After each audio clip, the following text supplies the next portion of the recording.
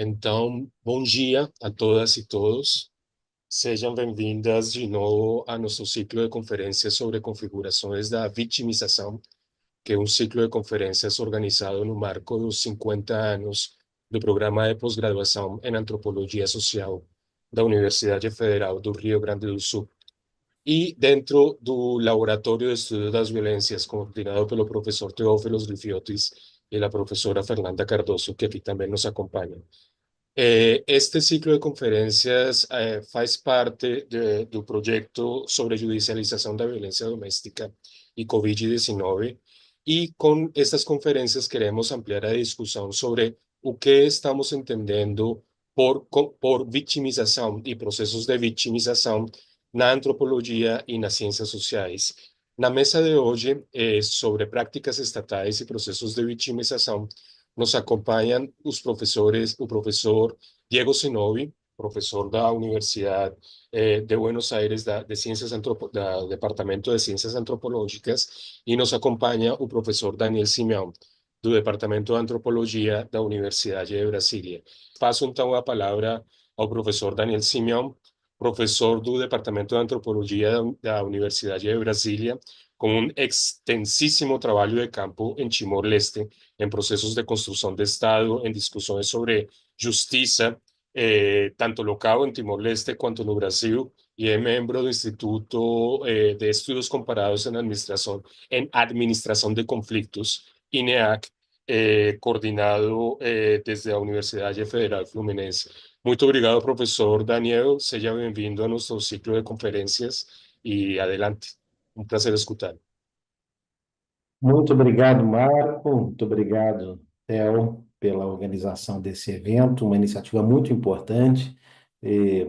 Também quero aqui me juntar ao querido Diego, que estou aqui conhecendo já, li algumas coisas suas, meu colega de mesa, e acho que temos, de fato, muitos pontos em comum para caminhar juntos aí na construção na consolidação desse campo de estudos e que o TEL nos propõe, um desafio importante, e esse projeto é um marco importante para isso. Também acho fundamental, e quero registrar aqui, o papel do Marco nessa articulação com colegas latino-americanos, que é sempre um desafio, né, nas ciências sociais brasileiras, fazer a gente voltar-se um pouco mais para o nosso continente, e acho que isso tem um potencial muito grande de rendimento, né, na comparação entre as diferentes realidades locais eh, desse, desse continente tão diverso, né?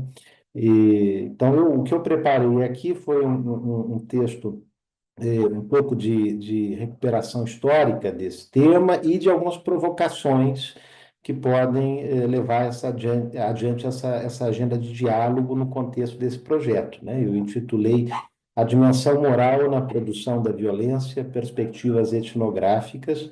Eu vou pedir aqui um pouco a paciência de todos, porque eu não vou apresentar slides, né? Eu vou fazer a leitura desse material, e é um material ainda em construção, e acho que é um pouco esse o espírito aqui do nosso ciclo eh, de debates, né? Então, vamos a ele. A categoria vítima possui uma trajetória histórica complexa e ambivalente. Longe de ser uma designação meramente descritiva, ela tem operado como estratégia política e simbólica de subjetivação. No campo da historiografia, sobretudo a partir da virada dos anos 70, a ideia de uma história dos vencidos ganhou força, sendo apropriada, por exemplo, por setores da esquerda que buscavam dar voz a sujeitos historicamente silenciados. Ser reconhecido como vítima, portanto, foi uma forma de adquirir visibilidade e legitimidade na cena pública. A categoria permitia articular dor, injustiça e ação, transformando o sofrimento em plataforma de enunciação política. Contudo, esse processo não é universalmente acessível. Tornar-se vítima exige atravessar um campo de disputas simbólicas e morais. E, como nos lembram alguns autores que eu vou citar aqui nessa apresentação, envolve critérios ambíguos de reconhecimento, que muitas vezes mais reforçam uma lógica tutelar do que garantem agência. Há em jogo processos sociais e culturais que delimitam quem pode ser legitimamente reconhecido como vítima e sob quais condições. É disso que trata essa apresentação. A partir da etnografia e de autores-chave na antropologia do direito e da violência, a partir de uma perspectiva, devo dizer, mais brasileira, né, que é de onde eu falo, propõe uma reflexão em três partes. Primeiro, as condições morais que permitem nomear algo como violência. Depois, a produção de sujeitos vítimas no contexto de um Estado tutelar, que é o caso clássico do Brasil. E, por fim, os efeitos políticos, esperados ou não, dessas operações de reconhecimento moral. Então, primeiro, sobre a violência, né? A agência, a moralidade e a figura da vítima. O trabalho de Maria Filomena Gregori, em Cenas e Queixas, né, publicado lá no início dos anos 90, é um marco na antropologia brasileira por sua recusa em tomar a mulher, a priori, como vítima passiva da violência. Estudo sobre violência doméstica. Em seu estudo sobre mulheres em situação de violência conjugal, Gregori mostra que a agência, negociação e até mesmo estratégia de manutenção de vínculos que desafiam uma leitura simplista da mulher como vítima. Ao focar nas dinâmicas cotidianas e nos sentidos locais atribuídos ao conflito conjugal, a autora desestabiliza o binômio vítima-agressor, revelando que o apelo ao discurso da vitimização pode ser estratégico, mas também ambivalente. Nos anos 1990, esse deslocamento se articula a uma valorização da agência dos sujeitos subalternos, em oposição à imagem dos sujeitos apenas passivos diante da dominação. Esse é um movimento mais geral no campo da antropologia no mundo todo, temos aí os subaltern studies e tal. Mas também, já nos anos 2000, a antropologia passa a questionar não só a figura da vítima, mas também a própria categoria de violência. Em minha etnografia sobre a invenção da violência doméstica em Timor-Leste, lá em 2005, argumento que nem toda agressão é percebida localmente como violência e que há uma gramática moral e cultural que medeia essa qualificação. A pesquisa foi conduzida em um contexto de reconstrução do Estado e de implementação de políticas internacionais de combate à violência baseada em gênero. Em uma das situações observadas, por exemplo, um policial timorense expressava dúvidas sobre como proceder diante de acusações de estupro feitas por pais contra jovens que mantinham relações consentidas com suas filhas, frequentemente com intenções de casamento. A intervenção das famílias buscava forçar a regularização das trocas matrimoniais envolvidas na riqueza da noiva, o barlac, né, o bride wealth, que é a gramática, basicamente, que regia a vida local das negociações matrimoniais, acionando o aparato policial como forma de coerção negocial. O caso revela um entrelaçamento de gramáticas tradicionais e normativas internacionais, onde a definição do que seria uma violência digna de encaminhamento judicial dependia de negociações morais e não apenas da existência do ato em si. Tais episódios ilustram que a violência doméstica não surge como evidência empírica, mas como categoria social, né, construída a partir de injunções políticas, morais e administrativas, em permanente disputa entre os atores locais e os agentes da reforma institucional. E que há uma gramática moral e cultural que medeia essa qualificação. Nesse ponto, o trabalho de Luiz Roberto Cardoso de Oliveira, sobre insulto moral se torna importante, né? Num artigo, eu acho, marcante dele, que se chama Existe Violência Sem Agressão Moral, ele elabora, a partir dessa ideia de insulto moral, uma forma de compreender os atos que agridem não pela via física, mas pela negação do reconhecimento, da consideração e da dignidade do outro. A violência, nesse sentido, é inseparável de um arcabouço moral. Não basta a dor física. para que um ato seja socialmente nomeado como violência, é necessário que ele seja interpretado como expressão de desprezo, desconsideração ou humilhação. O insulto, como forma de agressão simbólica, mostra que a percepção da violência depende de sensibilidades morais partilhadas socialmente. A essa discussão, mais recentemente, o querido Teófilos Rifiotis acrescenta um importante diálogo com Didier Fassin, ao sugerir que a violência só se torna objeto de denúncia pública e intervenção institucional quando ultrapassar o limite do que uma sociedade considera o intolerável social.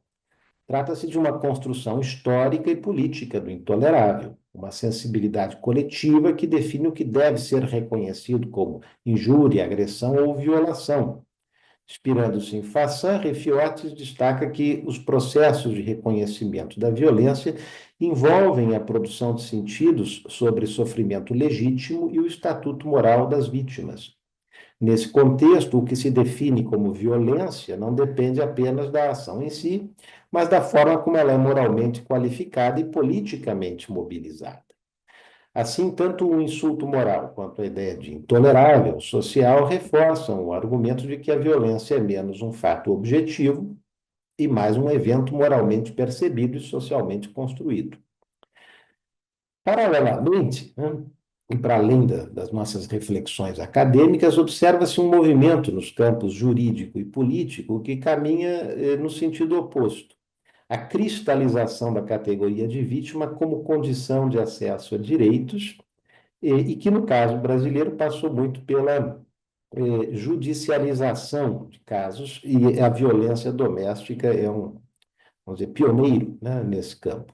A ideia de judicialização também surge pioneiramente aí com o TEL, né? E já em 2008, TEL mostra como os sujeitos precisam se adequar ao modelo de vítima para serem reconhecidos institucionalmente.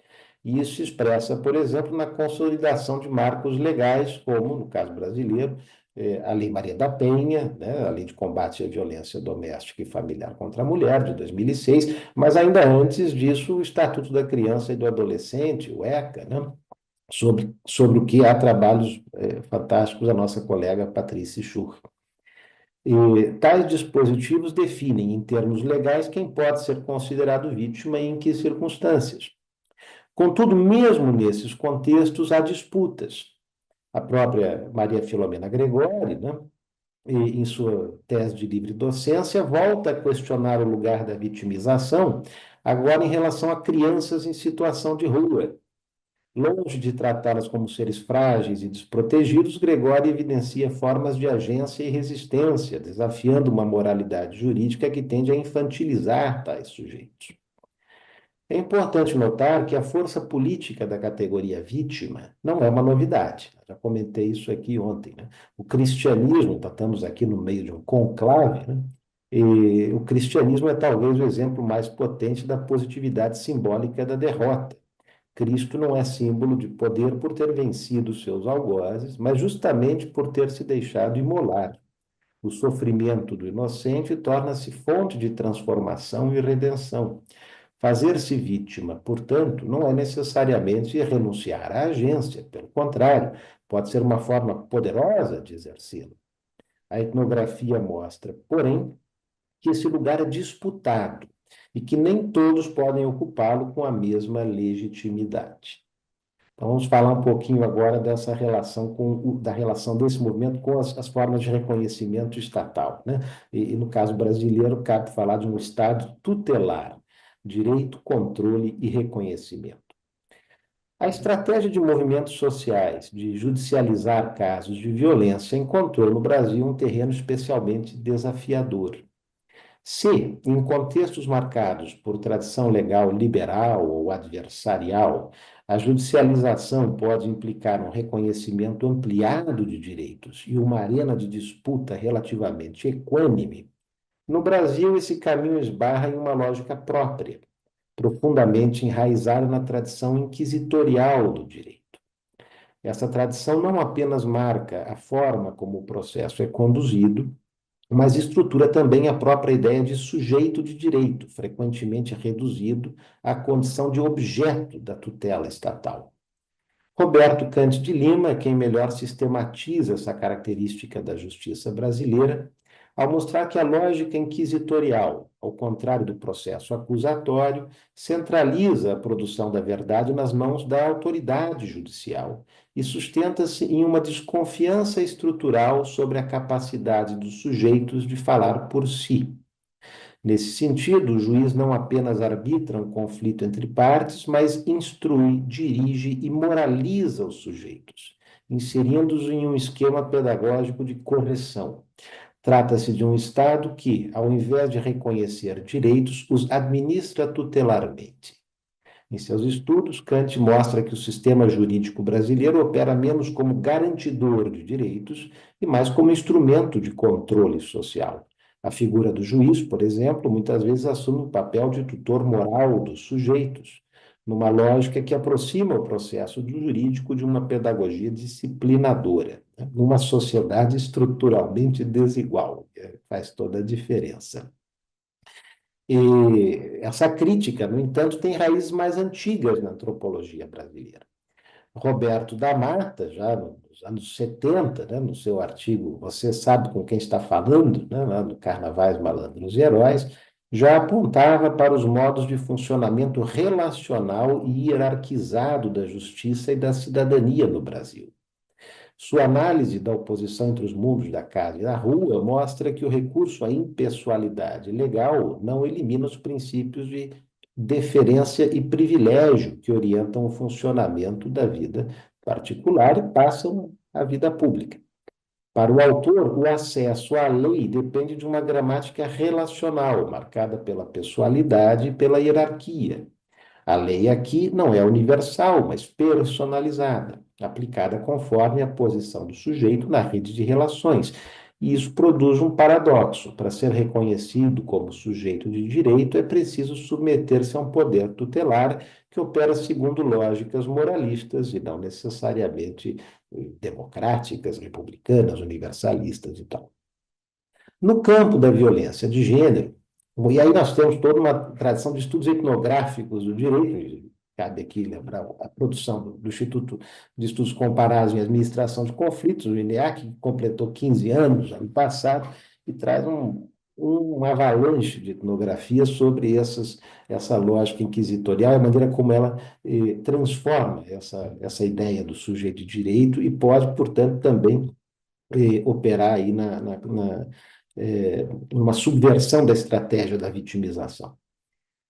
No campo da violência de gênero, isso se evidencia na aplicação da Lei Maria da Penha. Embora criada para proteger as mulheres, sua implementação, muitas vezes, as submete a novos dispositivos de controle. Então, recentemente, eu e o professor Luiz Roberto Cardoso de Oliveira fizemos um artigo que chama Conversar com Deus, que traz um inventário das pesquisas que nossos grupos vêm fazendo aqui em Brasília, ou a partir de Brasília, mas em diversos contextos etnográficos, né, sobre a aplicação dessa lei, e que mostram como as mulheres, ao acionar o aparato legal, são frequentemente recodificadas como irresponsáveis, inconfiáveis ou incapazes, e não como sujeitos de direito pleno. As etnografias revelam uma frustração recorrente com o judiciário. Ao invés de encontrar acolhimento, encontram incompreensão e deslocamento institucional. E aí só lhes resta conversar com Deus. Essa era uma frase que surgiu numa das pesquisas, né? Um dos casos analisados aqui pela pesquisadora Hannah Correia, por exemplo, mostra uma mulher cuja tentativa de denunciar o agressor resulta não em proteção, mas em seu afastamento do lar. Em outra situação, a dificuldade de apresentar um discurso juridicamente válido, isso é, alinhado à lógica dedutiva do sistema judicial, impede que uma mulher pobre seja reconhecida como vítima, mesmo tendo sofrido agressões. Essas dinâmicas também aparecem em minha etnografia sobre um juizado especial no Distrito Federal, em que a lógica inquisitorial se sobrepõe à escuta das partes, transformando conflitos relacionais complexos em categorias jurídicas rígidas e esvaziando-os de sentido e de agência. Então, com base nisso, eu proponho agora, no final aqui, uma reflexão sobre moralidades e políticas, sobre quem pode ser vítima e algumas provocações para a gente pôr alguns pontos para a agenda, né? Então, essa última parte é menos conclusiva, é mais provocativa. A tese a ser explorada é a seguinte: fazer-se digno da condição de vítima e, portanto, acessar o reconhecimento jurídico, político e simbólico é um privilégio. Ele depende de negociações morais, culturais e institucionais que nem todos conseguem vencer. Mais do que isso, a consolidação da figura da vítima como sujeito legítimo pode produzir efeitos políticos contrários àqueles desejados por movimentos emancipatórios. Nos últimos anos, com a ascensão de governos de extrema-direita em várias partes do mundo, temos assistido a esse fenômeno, o Marco até citou aqui, de backlash, né? Um retrocesso em termos de garantias de direitos contra as pautas de direitos humanos.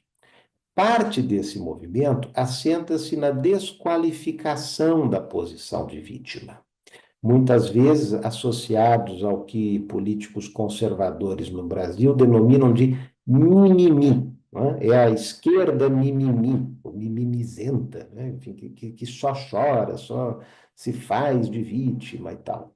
O próprio ex-presidente Jair Bolsonaro, por exemplo, frequentemente utilizava esse termo para criticar movimentos feministas, antirracistas e LGBTQIA+, sugerindo que essas lutas seriam manifestações de vitimização exagerada ou interesseira. Em suas palavras, vítimas são aquelas que não têm o que fazer e, aspas, ficam chorando por direitos. Paradoxalmente, contudo, parte das construções narrativas de crítica aos direitos de minorias se faz estabelecendo o homem branco heterossexual como vítima de uma opressão, o sujeito que já não pode dizer o que pensa. É a figura do cidadão comum que se diz cerceado por um suposto politicamente correto. Isso começou aqui, há mais de 10 anos, com uma discussão sobre os limites do humor, né? Já não se pode fazer piadas sobre nada e tal, tudo ofende. E foi aos poucos ganhando, né, eco político, inclusive. Então, é a figura do cidadão comum que se diz cerceado por um suposto politicamente correto, interditado em sua liberdade de expressão e condenado por não aderir aos novos códigos morais da inclusão. Tal construção sustenta o argumento de que os verdadeiros oprimidos seriam os que perderam o privilégio de não ter que se justificar. No entanto, o mesmo Bolsonaro explorou publicamente sua própria condição de vítima após o atentado sofrido durante a campanha eleitoral de 2018, fazendo ampla exibição das sequelas físicas e, mais recentemente, compartilhando imagens suas em leitos hospitalares como símbolo de perseverança. Tal apropriação gráfica e performática do sofrimento mostra como a condição de vítima pode ser disputada, inclusive por atores que negam sua legitimidade a outros. Mas essa disputa não se limita ao campo conservador.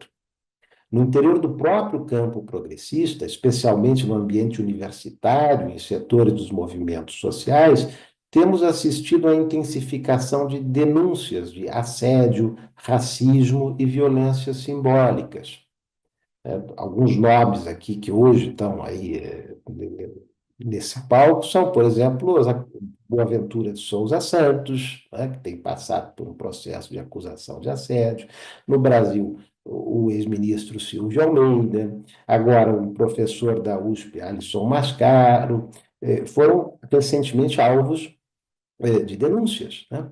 E algumas delas ancoradas na linguagem dos direitos e da justiça social, outras mobilizando estruturas institucionais para investigação.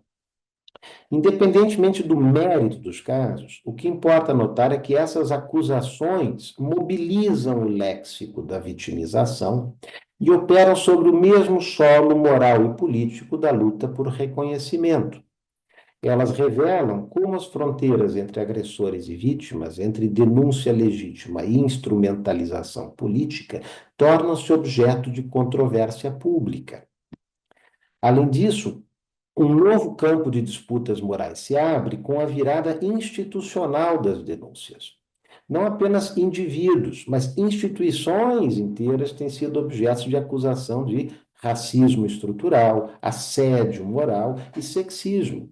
Inclusive, universidades públicas, programas de pós-graduação e associações científicas, historicamente alinhadas a pautas igualitárias, né? Recentemente, a Associação Brasileira de Antropologia teve notas de organizações indígenas acusando-a de racismo por um evento ocorrido na última reunião brasileira de antropologia. Essa mudança desloca o foco do sujeito para dispositivos institucionais que produzem, sustentam ou silenciam a violência. O reconhecimento da vítima passa a exigir não apenas a denúncia de um ato ou comportamento, mas a imputação de responsabilidade histórica e estrutural a organizações que, paradoxalmente, muitas vezes se identificam com o espaço de luta por justiça social. Esse cenário desafia os próprios fundamentos das políticas de reconhecimento e dos repertórios de justiça.